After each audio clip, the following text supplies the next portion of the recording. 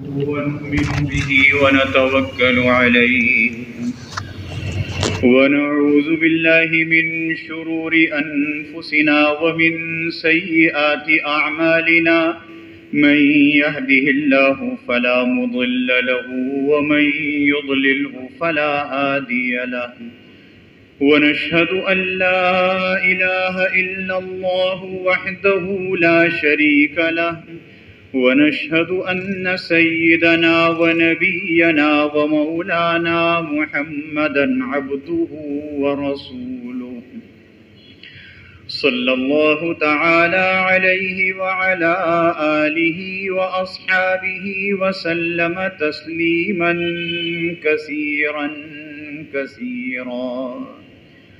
أما بعد فأعوذ بالله من الشيطان الرجيم. بسم الله الرحمن الرحيم. إن الصلاة كانت على المؤمنين كتابا موقوتا. صدق اللہ العظیم. بزرگان محترم اور برادران عزیز، طہارت کے مسائل آپ کے سامنے بیان ہوئے. اس طہارت کے بعد عبادات درست ہو جاتی ہیں، اس لیے پہلے نماز کے چند مسائل بیان کرنے ہیں. اس کا ہرگز یہ مطلب نہیں ہے کہ ہم بے نمازی ہیں. نماز پڑھتے ہیں، اللہ کا شکر ہے، لیکن کبھی کوئی بات ذہن سے نکل جاتی ہے تو کہنے اور سننے سے وہ دوبارہ ذہن نشین ہو جاتی ہے.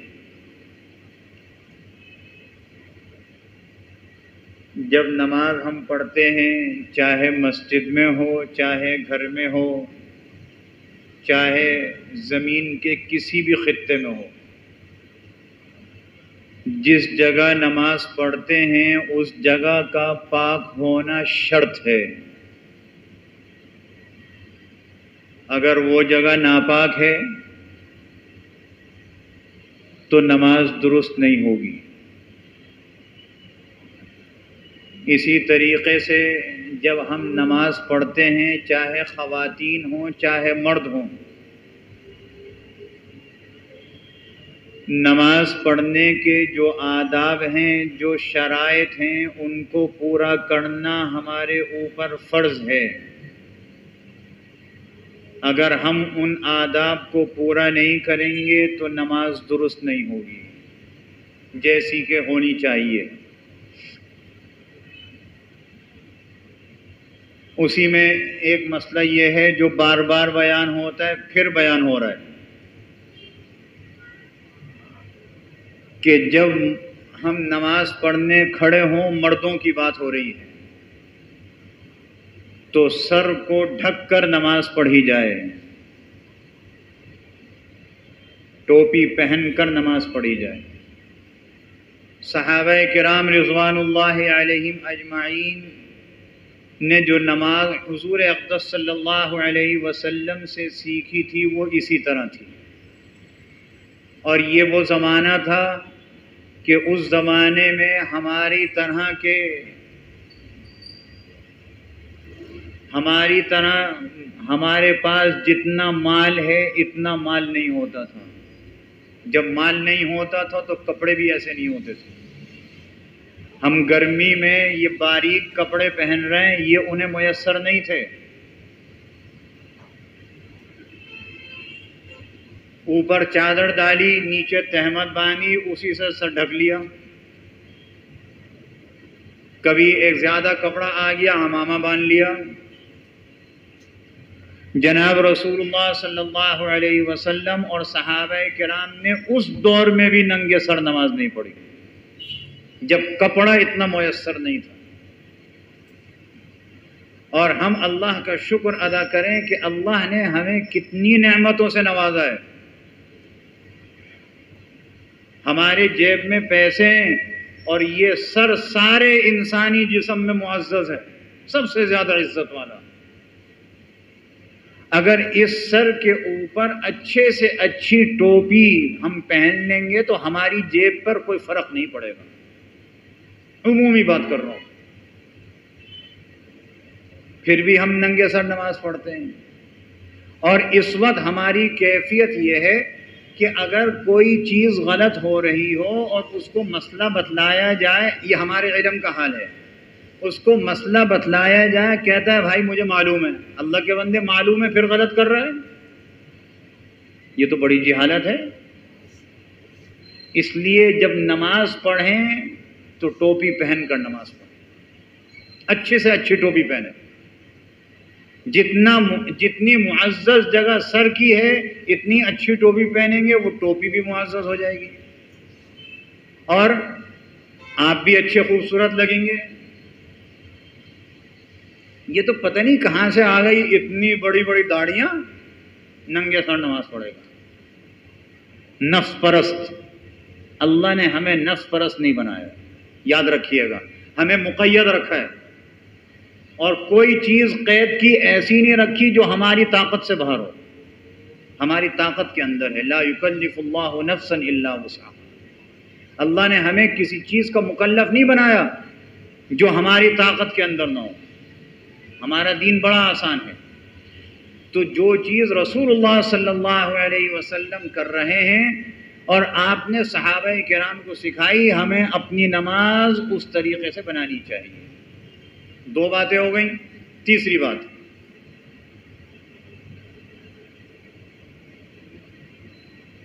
جب نماز پڑھنے کے لیے کھڑے ہوں تو صف بندی درست ہونی چاہیے۔ صف کا جو نشان ہے، صفیں جہاں بچھی ہوئی ہوں، اس نشان پر اپنی ایڑی کا سرا رکھیے، صف درست ہو جائے گی۔ اور جب نماز پڑھنے کے لیے کھڑے ہوں تو جس کو پاؤں میں کوئی تکلیف نہ ہو تو اسے چاہیے کہ اپنا پاؤں اس طریقے سے رکھے کہ اس کی انگلیاں قبلے کی طرف ہوں، پاؤں کی انگلیاں۔ اس میں غلو نہیں کرنا ہے، ہم غلو بھی کر رہے ہیں، ہم پاؤں کو سیدھا کرتے ہیں چھوٹی انگلی کی طرف سے، یہ غلط ہے۔ چھوٹی انگلی کی طرف سے پاؤں کو سیدھا کریں گے تو انگلیاں ٹیڑھی ہو جائیں گی، قبلے کی طرف تو نہ ہوئیں۔ بلا تکلف جس طریقے سے کھڑے ہو سکیں بس وہ ہے، سب درست ہو۔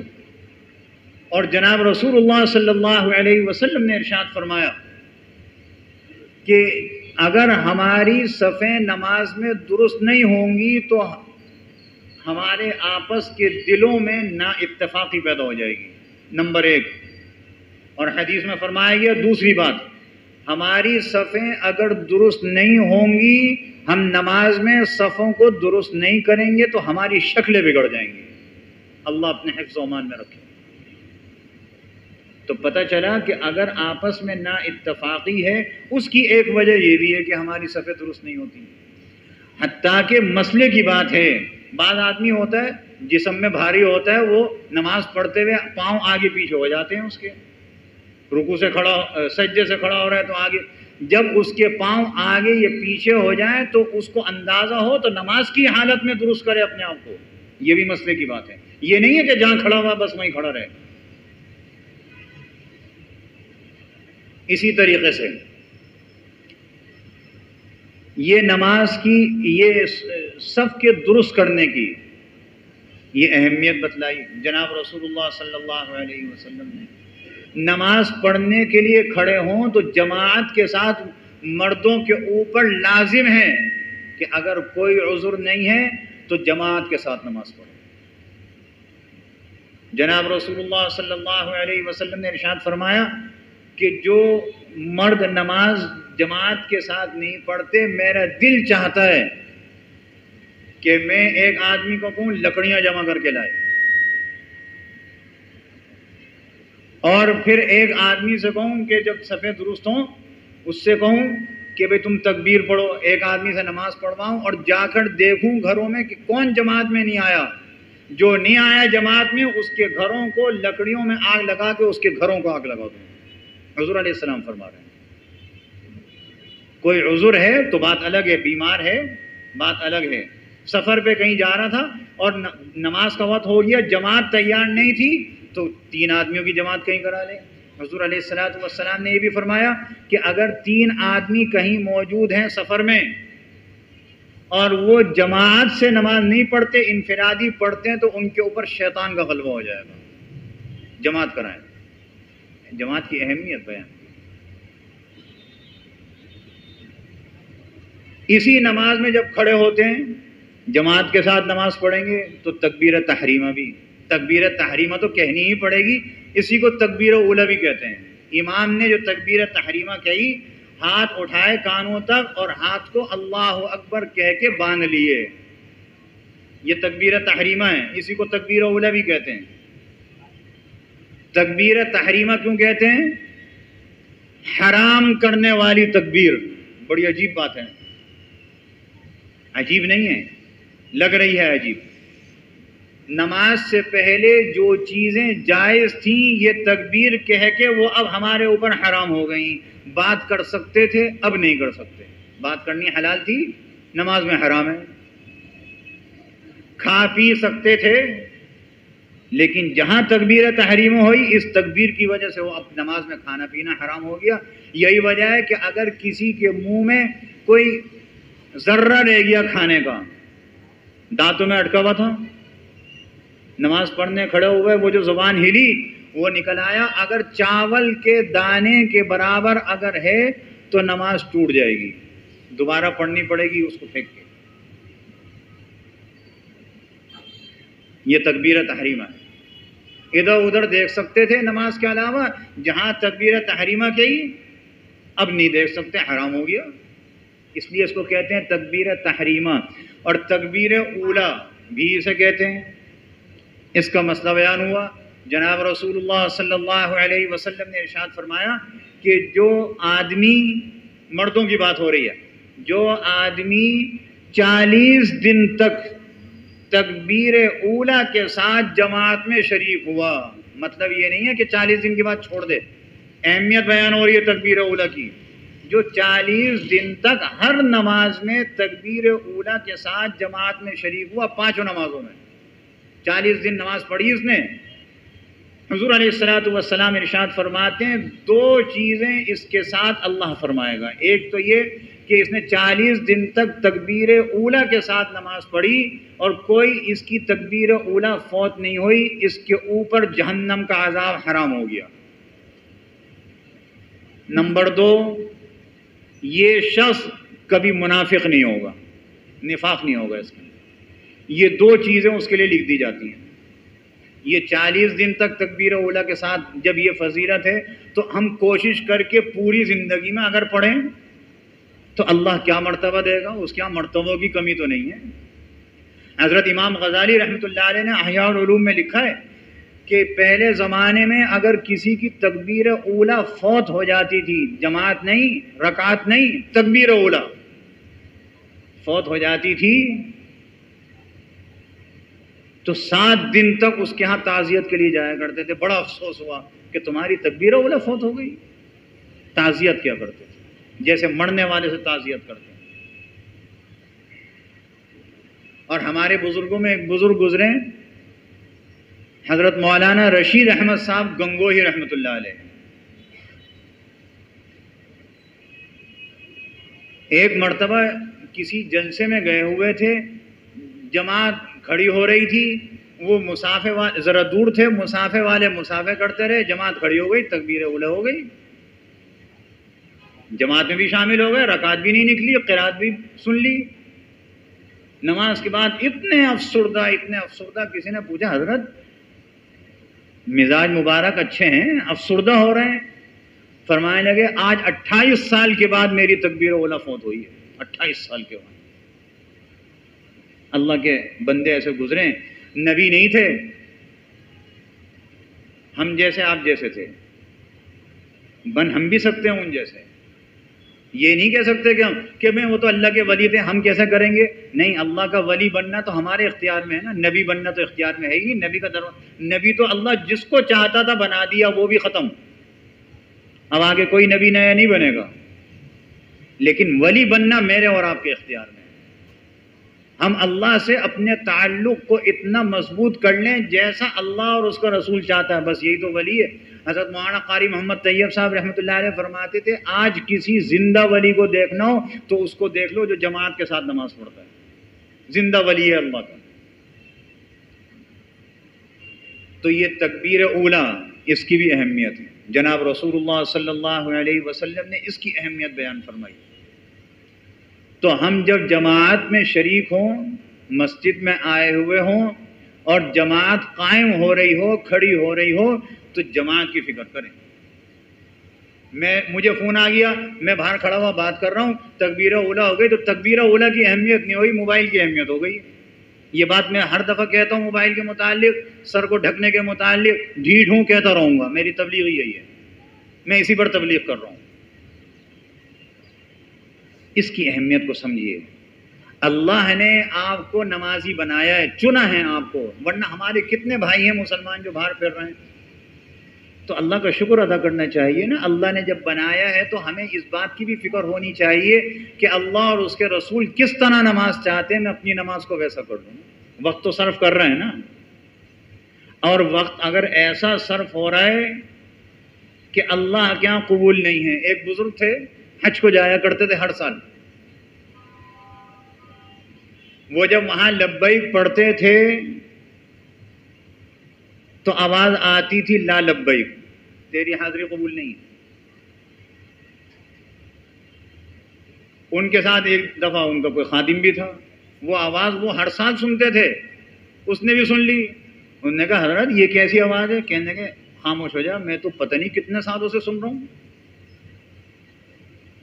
تو کچا تھا تھوڑا سا، کہنے لگا اتنے سالوں سے سن رہے ہیں پھر ہر سال آتے ہیں آپ؟ کہنے لگے تو اچھا پھر میں بتلا اور کوئی اور در ہے جہاں پہ چلا جاؤں؟ میں یہیں آؤں گا، یہیں سے میری مراد پوری ہوگی۔ اتنی سی بات کہنی تھی، اللہ نے وہیں پر ہی اعلان کرا دیا، اور اللہ اعلان کرا سکتا ہے۔ اللہ نے اعلان کرا دیا غیب سے کہ اس ایک جملے کی وجہ سے جو ہم نے قبول نہیں کی تھی وہ بھی قبول کر لی۔ تو بھائی نماز پڑھنے تو آ رہے ہیں، وقت صرف کر کے آ رہے ہیں، آفس سے اٹھ کے آ رہے ہیں،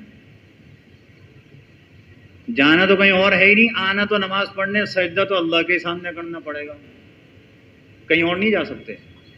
لیکن جب سجدہ اللہ کے سامنے کر رہے ہیں تو کوشش یہ ہونی چاہیے کہ جیسا اللہ کو مقصود ہے ویسا ہو جائے۔ اللہ مجھے بھی بنا دے ویسا، آپ کو بھی بنا دے۔ اب نماز پڑھنے کھڑے ہوئے، صفیں درست ہو گئی۔ جناب رسول اللہ صلی اللہ علیہ وسلم کا مبارک معمول یہ تھا کہ آپ مصلی پر تشریف لاتے تو دائیں بائیں دیکھا کرتے تھے نا، سب درست ہو گئی۔ یہی وجہ ہے کہ ائمہ دیکھتے ہیں نا، تکبیر کے دوران بھی دیکھتے ہیں کہ سب درست ہے۔ امام کو اختیار ہے کہ اگر سب درست نہ ہو تو کسی سے کہہ دے بھائی سب درست کر لو۔ امام کو یہ بھی اختیار ہے کہ جمعہ کا یا عیدین کا خطبہ ہو رہا ہو اور کوئی آدمی خلاف خطبہ اور خلاف نماز کام کر رہا ہو تو اپنے خطبے کو روک کر اس کو روکے، یہ بھی اختیار ہے۔ عام آدمی کو نہیں ہے یہ اختیار۔ جب سب درست ہو جاتی تھی تو پھر حضور علیہ السلام فرماتے تھے تکبیر کہو، تکبیر ہوتی تھی اور نماز ہو جاتی تھی۔ تو یہ صفیں درست کرنا یہ ہمارا کام ہے۔ امام کا کام یہ ہے کہ اس کو دیکھے کہ آیت درست ہوئی یا نہیں ہوئی، تو ہم صفیں درست کریں گے حضور علیہ السلام کے طریقے کے مطابق، پھر تکبیر ہوگی، پھر نماز ہوگی۔ اگر ہم نے اس میں ذرا سی عجلت نہیں کی، سستی دکھائی، تو ہو سکتا ہے کہ صف میں خلل رہ جائے۔ اس لیے صفوں کو پورا کرنے کا اہتمام آیا۔ پہلی صف کی اہمیت بتلائی گئی۔ جناب رسول اللہ صلی اللہ علیہ وسلم نے ارشاد فرمایا کہ پہلی صف میں نماز پڑھنے کی فضیلت اور اہمیت اگر معلوم ہو جائے تو آنے والے نمازی پہلی صف کے لیے قرآن اندازی کریں، اتنی اہمیت ہے۔ اور ہمارا کیا ہے، ہمارا مزاج کیا ہے؟ ہم جہاں کھڑے ہوتے ہیں دوسروں کو آگے آ جاؤ بھائی، آگے آ جاؤ، وہ وہیں کھڑا ہوا ہے، صف کو پوری نہیں کر رہا۔ ایک خرابی تو یہ ہے، اور ایک خرابی یہ ہے کہ صف میں اگلی صف میں جگہ نہیں ہے، زبردستی صف میں گھس رہے ہیں۔ دو خرابیاں ہیں۔ حضور علیہ السلام نے ارشاد فرمایا اگر اگلی صف میں جگہ نہیں بچی اور آپ یہ چاہتے تھے کہ میں اگلی صف میں چلے جاؤں، یا تھے کوئی آدمی گھس گیا، میں پیچھے چلا گیا کہ بھائی تو کھڑا ہو جا، میں تو نہیں پڑھ سکتا ایسے نماز. یہ اس کے لیے ایثار کر کے پیچھے چلا گیا. حضور علیہ السلام فرما رہے ہیں یہ جس نے ایثار کیا ہے نا اس کو پہلی صف میں جتنا ثواب ہے اس سے دگنا مل جائے گا. بات کو تو سمجھے نا، زبردستی کہیں نہیں ہے، خالی ہے تو آ جاؤ اور آنا چاہیے، لیکن زبردستی نہیں. زبردستی کریں گے تو نماز میں بھی خلل آئے گا، نہ وہ سکون سے نماز پڑھ سکے گا نہ آپ سکون سے نماز پڑھ سکیں گے. اس لیے میرے بھائی ہمیں چاہیے کہ ہم اپنی نمازوں کو درست کر لیں. جناب رسول اللہ صلی اللہ علیہ وسلم اور صحابہ کرام علیہم الرضوان اس طرح نماز پڑھتے تھے کہ ارد گرد کی خبر نہیں ہوتی تھی. ہماری نمازیں ویسی تو نہیں ہیں، نقل ہیں. اللہ ہماری اس نقل کو قبول فرما لے اور ہمیں اپنی نمازوں کی اصلاح کرنے کی توفیق عطا فرما دے. باقی انشاءاللہ آئندہ عرض کیا جائے گا. وآخر دعوانا ان الحمد للہ رب العالمین. سنتیں پڑھ لیجیے.